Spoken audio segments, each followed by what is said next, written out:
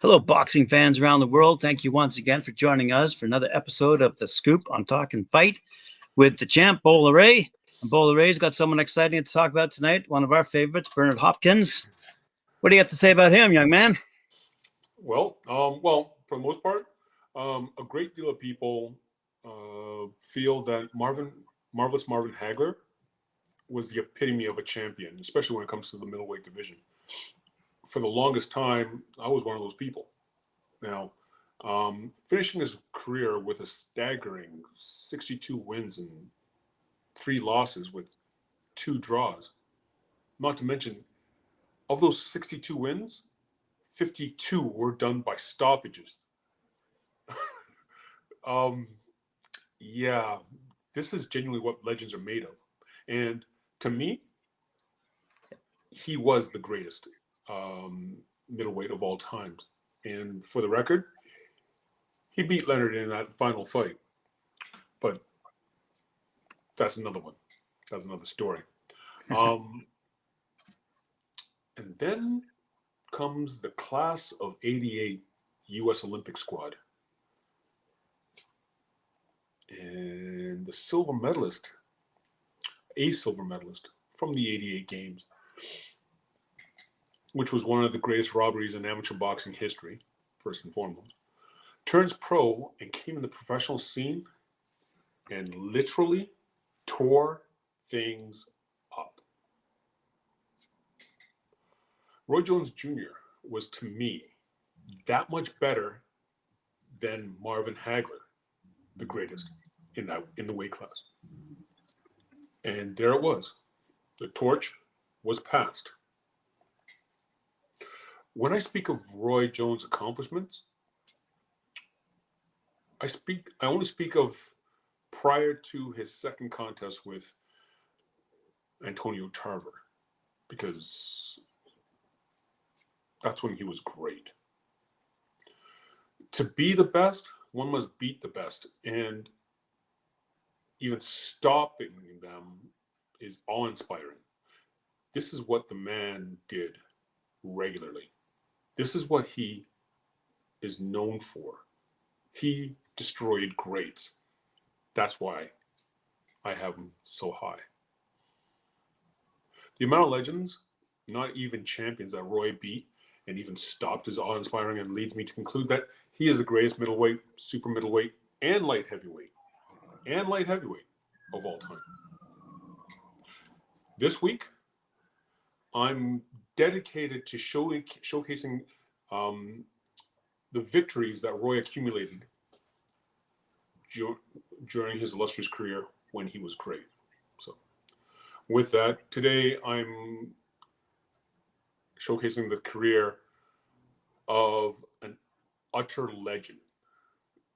And I challenge anybody to argue that. During his professional career, which spanned over 4 decades, he amassed a record of 55 wins with 8 losses and 2 draws. Now, after winning the first world title, he went on to defend it and picked up a few more straps along the way. A record of 19 times without a defeat, which was a record at the time. One of the most creative fighters that has ever come along, especially in that era, and still is being compared to the current greats in fantasy boxing competitions. He has a TKO win, a TKO victory over the only person to ever do this, over Oscar De La Hoya and Felix Trinidad. He took on all comers, and with the exception of his brother-in-law,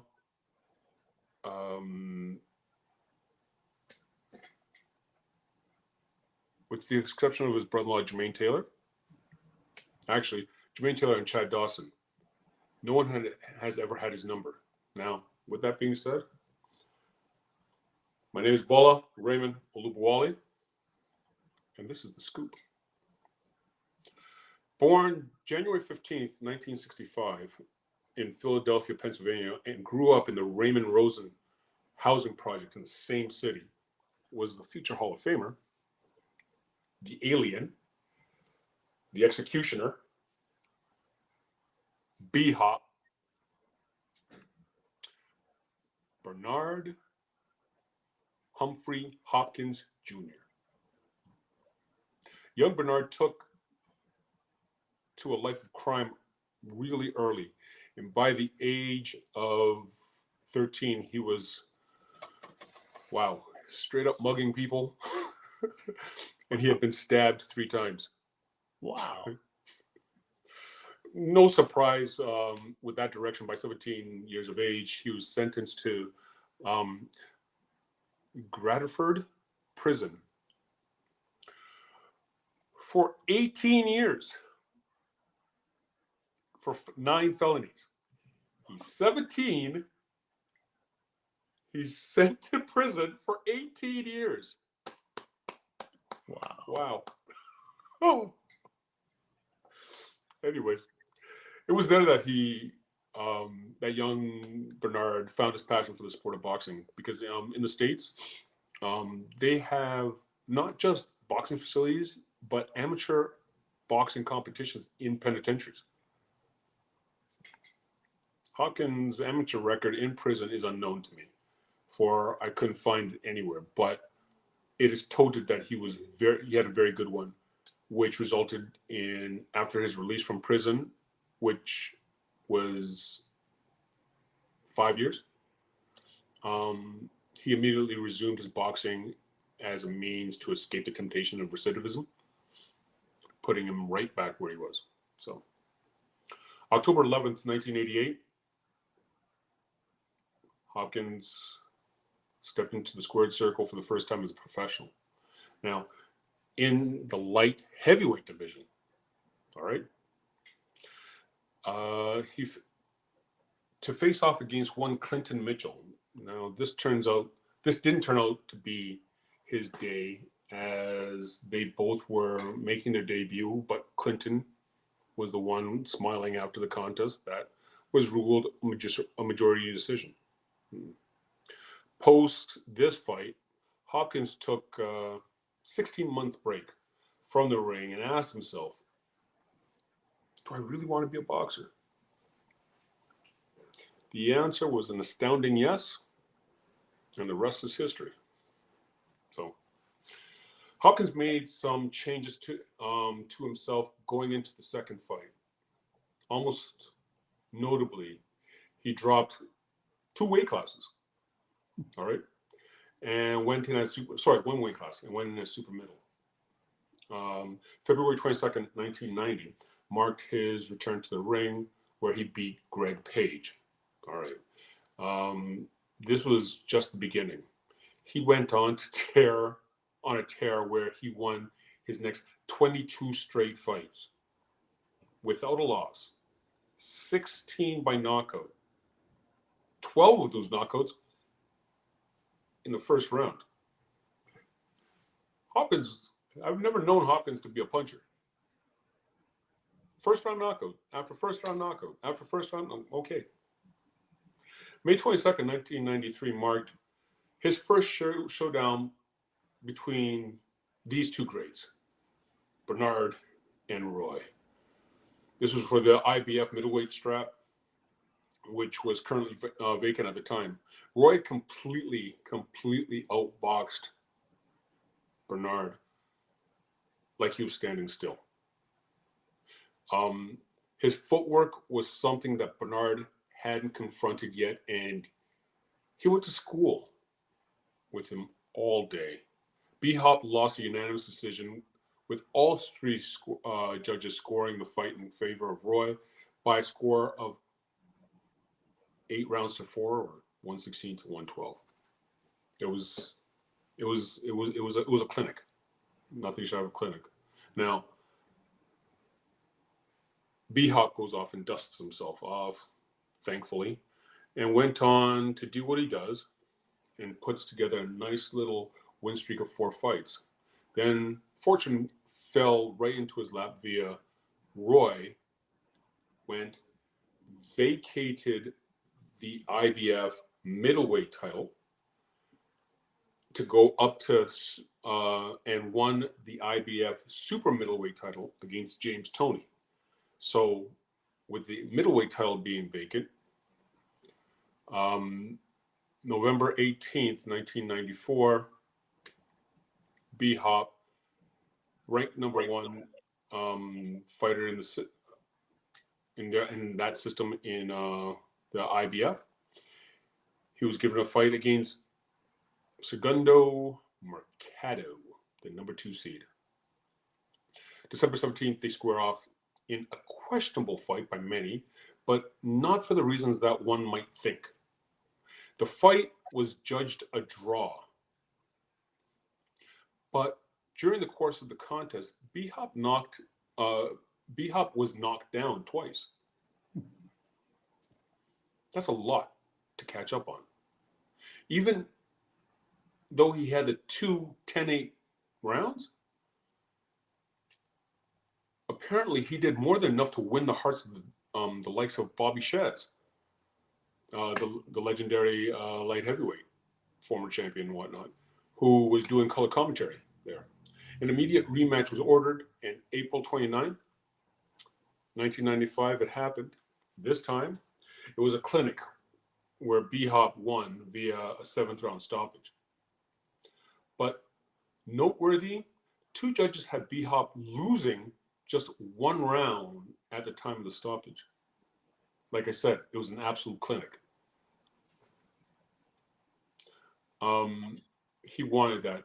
He wanted that win bad. From here, B-Hop went on to be one of the most winningest middleweights to date. 19 straight fights with only 1 no contest due to being to B-Hop being accidentally pushed out of the ring by the legendary ref, Mills Lane. What a streak.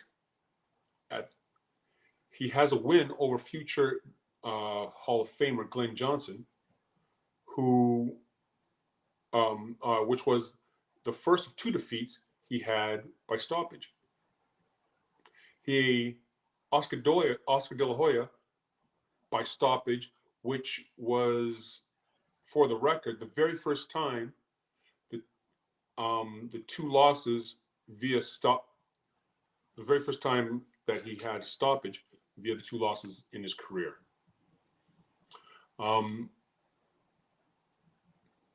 B-Hop made the very first fighter ever in any weight class to be the unified champion of all 4 major sanctioning bodies in that fight with De La Hoya.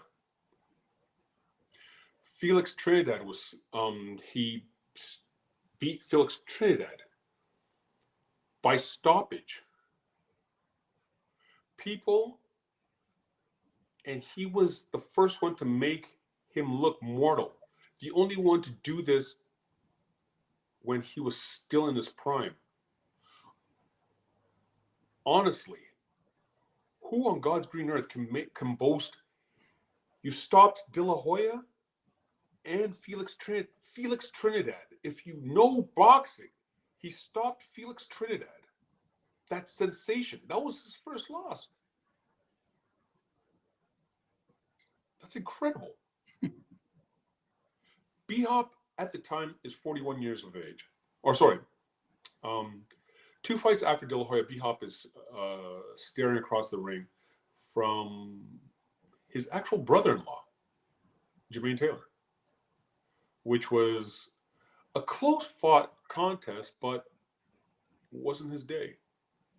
Losing by a split decision, a rematch is then immediately issued, where Jermaine wins again via a unanimous decision this time.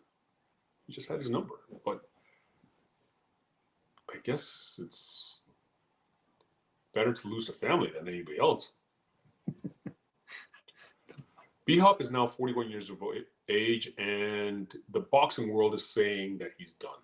He just lost twice to his cousin or his brother-in-law. So what would the average person do? retire. B-Hop is not the average person by a long shot. He moves up 2 weight classes because that's what he does. To meet arguably the greatest fighter of the time, who has just dethroned spectacularly the pound for pound king, Roy Jones Jr. B-Hop was a 3-1 underdog going into the fight and won a unanimous decision against Antonio Tarver. For good measure, B-Hop picked up an additional $250K. I love this. Picked up an extra $250K for his troubles due to beating him, due to a bet that he had with Tarver that Tarver would not knock him out by the 6th round. Oh, add insult to injury. Oh my God. He continues on with his career, but ran into, well, none other than Joe Calzaghe for all of his light heavyweight straps. Even though B-Hop started out well with the first round knockdown, and then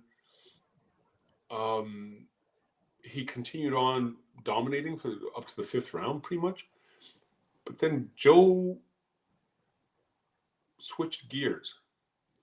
He is a legend in his own right. Switched gears and put on an absolute spectacle where he relied on fast punches, and footwork. And punch volume. And won a close decision, but still won the latter part of the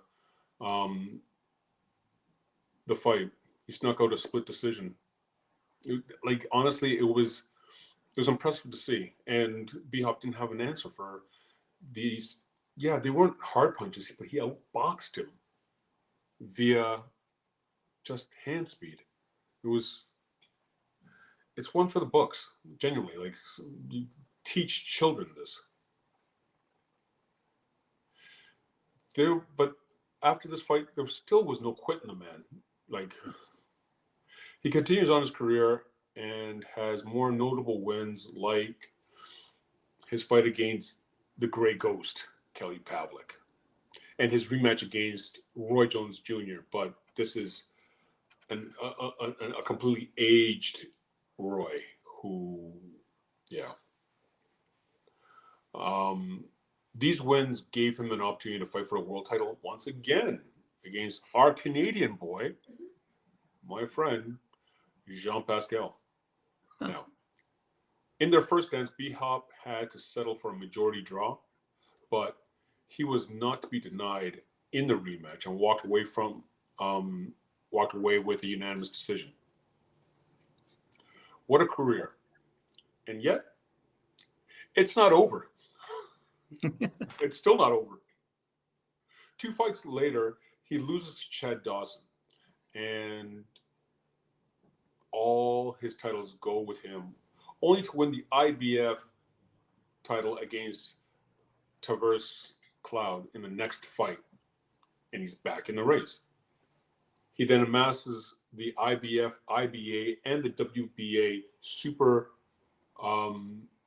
heavyweight titles against, oh wow, let's just say he won it, only to lose everything against the man, Sergey Kovalev, the very next fight. His next fight was 1 month before his 52nd birthday. He loses to one Joe Smith Jr. But what made this loss even more notable is that it was the very first time that B-Hop, in his 67 fight career, was stopped. And then he packed it in. Can you blame him? What a career. What an absolute ridiculous fantasy career. It's because of this man and many others that, in my opinion, Roy Jones Jr. is the greatest middleweight of all time. Roy has a win over this man when they were both great. He was a class above when they were both great. It's going to be a very long time before we see another person who could fill those shoes and actually surpass Roy, as far as I'm concerned. But here's hoping. So with that, Here's hoping. That's my show. If you like this episode, please hit the like button and subscribe. And don't forget to hit the notification bell. It's your boy Bola, and that's a scoop. Quick question. Did our boy B-Hop make any money? Astronomical amounts of money. Oh, yeah? Astronomical amounts of money. 4 or 5 time world champion. No, he 19 times. Put it this way, even if he was to make $1 million, which he didn't, but even if he was to make $1 million for every fight, for all those fights that during his 19 fight win streak, that's 19 million. But when he fought De La Hoya, the golden boy, I think he made 30 million. Oh, wow. And he stopped him. When he fought Felix Trinidad, again, I think he made something like 20-some million. Like he did very well. He's living very well. It's a name you don't often hear when it comes to moneymakers out there. Yeah, he must have a really low profile, because these days I'm hearing Roy Jones Jr. ringside an awful lot because he's doing an awful lot of coaching, right? Mm-hmm. But Bernard Hopkins, I haven't heard much of. So I thought maybe he just faded away. But I guess he's faded away to his mansion in Bahamas or something. Wow. Roy, I mean, B-Hop, actually Roy too. These guys were the consummate athlete. Roy or B-Hop would have a fight, and the next day he would run 10 miles. He'd be back into training the very next day, maintaining his fitness level. When he was in his 40s, he would boast about how he used to train with 20-year-olds, like run against and beat 20-year-olds.